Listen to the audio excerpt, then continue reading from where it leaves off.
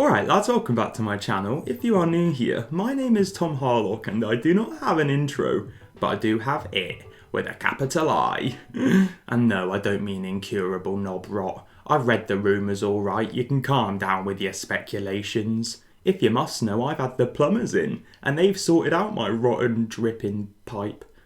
By it, I mean practically zero redeeming qualities, but tons of charisma and audacity. I have it, Trisha Paytas has it, James Dean, the female gremlin. You just can't buy it, I'm afraid. Sorry to break the hearts of all the dull people watching at home. Perhaps just steal parts of my personality and hope for the best or something, yeah? And if you are watching at home, dull as dishwater, wondering where it all went wrong, don't worry boys, you're not the only one. Unfortunately, the more people I'm forced to interact with throughout this emotional rollercoaster called life, the more it becomes painfully obvious that the superstar is a dying breed. But don't you dare worry about that, because the last 2 decades have been delicately fracked for talent by philanthropic blueprint Simon Cowell. As well as the fossilised pop idol and the USA equivalent American Idol. That's my first audition, so. Well, I'm not surprised, and it should be your last. The Got Talent franchise has occupied over 180 countries, making it the largest search for untapped potential since Jimmy Savile visited Great Ormond Street. Speaking of exploiting the vulnerable and leaving the metastatic Got Talent franchise on the shelf for today, in this video I would like to focus on the British phenomenon, The X Factor, created by, produced by and starring Simon himself. I read a headline recently indicating The X Factor, after 15 seasons, is being considered for cancellation due to its rapidly declining viewership. And although there hasn't been room in my life for The X Factor since I was a young teenager and discovered binge drinking, I couldn't not celebrate the potential passing of one of Britain's biggest televised messes. So sit back and relax whilst I recap some of the good, the bad, I've got the X Factor because I'm a natural raw talent, and the ugly. I felt like I was on fire, and I felt like they were all in on the joke, and I realised that the entire X Factor team were in on it. Stay on the stage. Stay on the stage. Launching in 2004, The X Factor was marketed as a music competition, searching for the next big somebody. Tell me a little bit about you, Dawn. I was an apprentice jockey. A what? A disc jockey? No, a racing jockey. The 3 judges, Simon Cowell, Sharon Osbourne and Louis Walsh, toured the country hosting open auditions wherein some hapless sod would try and impress the aforementioned with their talent. So tired of broken hearts and losing at this game. Over the years, hundreds of thousands of people have applied for the X Factor, and the auditions are a pretty pivotal part of the season. You will when you believe. Believe what, love? That you come on national TV with a wonky, sweaty part in? You've got no star quality about you, there's no charisma. I've been a singer since I was 6-year-old, and everyone I've ever met, people who don't even like me, have come up to me and told me I've got an amazing voice. You can't sing, you have no talent, get out. We all know somebody who loves to do karaoke on a night out but doesn't quite have the talent to match up with their enthusiasm, which is fine, people are allowed to enjoy things, but at the end of the day, if you put a gun to your head and you couldn't find a note in a bank, you have no business being around a microphone. Now imagine that person has the confidence of Celine Dion, and now imagine 60 minutes of that every weekend. in time you'll find the way.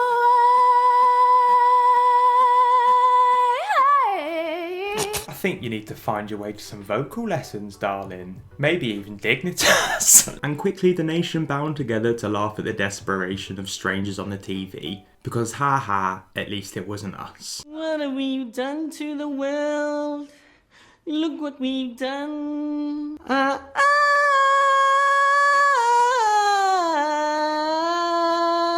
Over the years, the audition process has changed from small closed studio to large audience-lined arenas. However, the honest feedback has remained a central part of the auditions. I think you're unprepared. I think you came with the wrong song. You're not as good as you thought you were. Honestly, some of these auditions are just ingrained in my mind. I close my eyes at night and all I see is evil Rachel telling me she's been singing around the towns and What do you do for a living?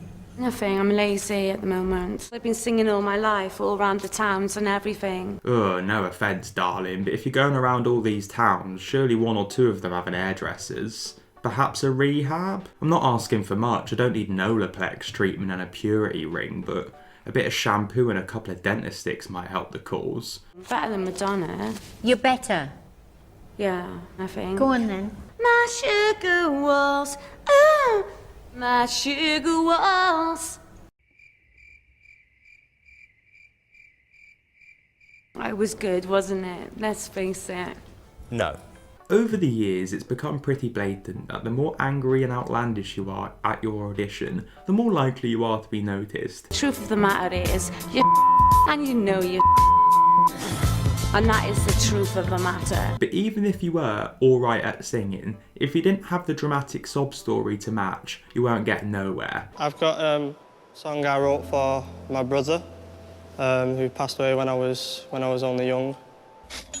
Essentially, unless your parents both passed away in the last 48 hours and it was their dying wish for you to succeed on the X Factor, or perhaps you're middle-aged and you lay it on thick that this is your last shot at success, as if Dermot O'Leary's gonna snap your legs if you don't get through, you might as well not even apply. I'm gonna sing Jealous by Labyrinth. And tell me why you've chosen that song. I lost my best friend a couple of years ago. Don't try and manipulate my emotions by playing me miserable background music. Who do you think you are? The X Factor is very much proof sad sells. My mum and dad, who don't speak normally, are speaking for the first time today, which is great. Why are you here today? It's kind of a wish of my wife. My wife passed away. I don't want to be heartless, but if it's your dying wish for your relative to succeed at the X Factor, perhaps it was your time to go.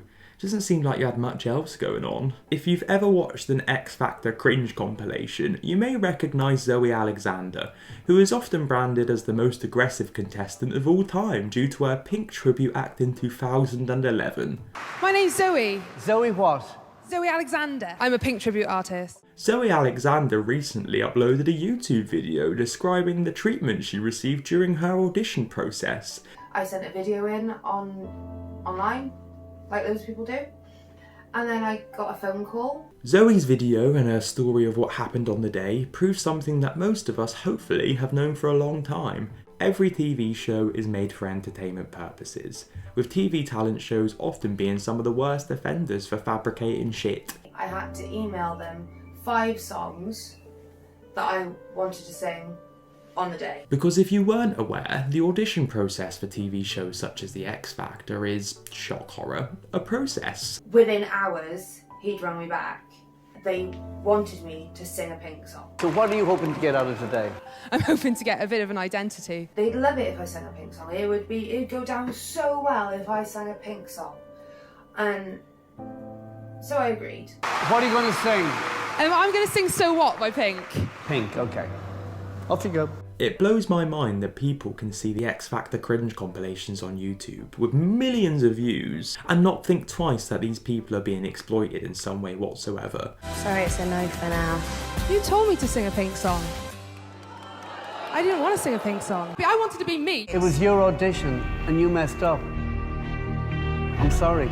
Most of these ridiculous contestants spend days being groomed by people behind the scenes, prepping them to fail, embarrassing themselves for years to come. Hang on. Shut up! If I'm honest, we all get the same 86,400 seconds in a day, and if you want to spend yours laughing at strangers online, that's absolutely fine. Singing was not great, girls.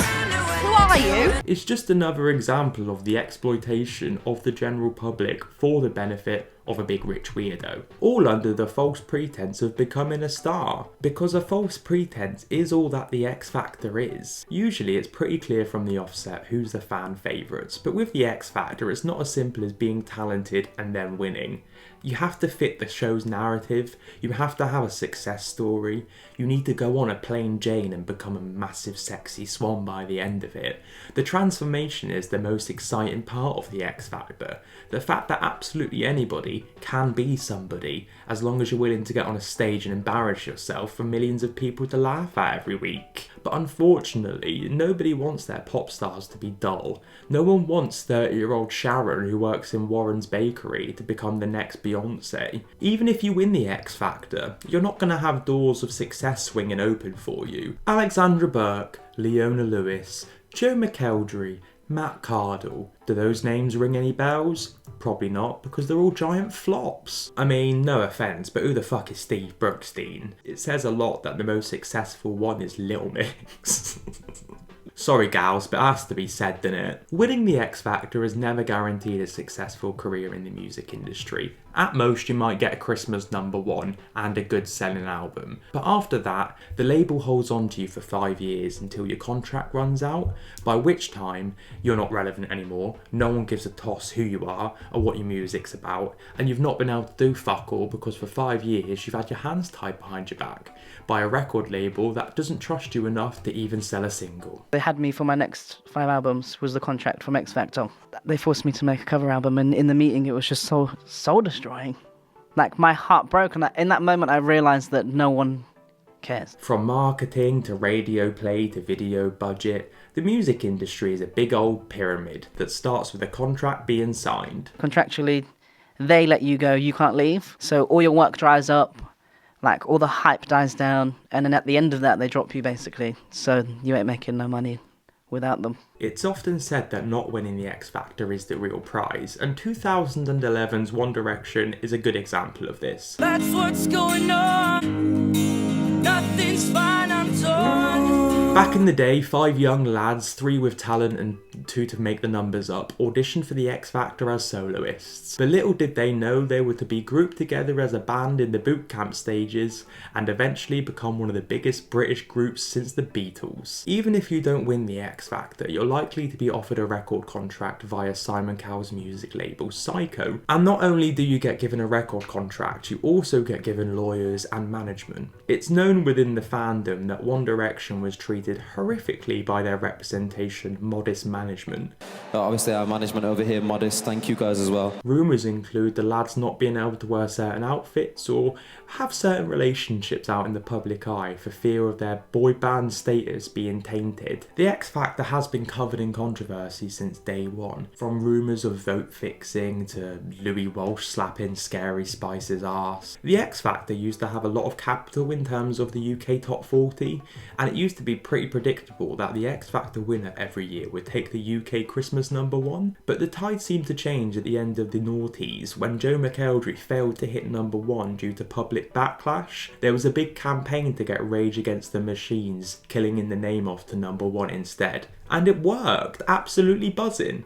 But it seems Simon Cowell never fully recovered from that, and neither did the show. I think if there's one thing I'd like to convey, it's that you don't need to be on X Factor to become a star. You never needed to in the first place, but with today's day and age being YouTube orientated, you can get more views slagging off Lele Pons than you can on the X Factor final. So who on earth would want to put themselves into a handcuffed deal where you're Simon Cowell's bitch for 5 years, when you could just post covers on YouTube and get FabFitFun sponsorships? And at the end of the day, if we didn't have the X Factor, we wouldn't have Cher Lloyd. And if we didn't have Cher Lloyd, we wouldn't have an angry Scottish woman talking to her 2 children like they're dog shit. I'm going to sing Cher Lloyd by Cher Lloyd, and don't forget all the trouble we got into. Why does somebody not know how to flush a toilet after they've had a shit? What's with me?